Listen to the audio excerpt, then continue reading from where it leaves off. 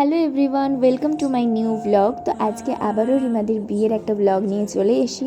Already তোমরা অনেকেই হয়তো আমার চ্যানেলে বিয়ের ব্লগটা দেখে নিয়েছো, যারা এখনও দেখোনি এই ভিডিওর সাথে আমি লিঙ্কটা প্রোভাইড করে দিচ্ছি, তারা ঝটপট গিয়ে দেখে আসো, লাইক করো, কমেন্ট করো, শেয়ারও করে দিও।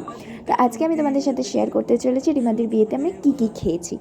তো স্টার্টারে ছিল কফি, ফুচকা, রেশমি কাবাব, মোমো, আইসক্রিম, পান, আরও অনেক কিছু। কিন্তু আমি বেসিক্যালি মোমোটা আর রেশমি কাবাবটাই খেয়েছি, কফিটা আর ফুচকাটা আমার খাওয়া হয়নি।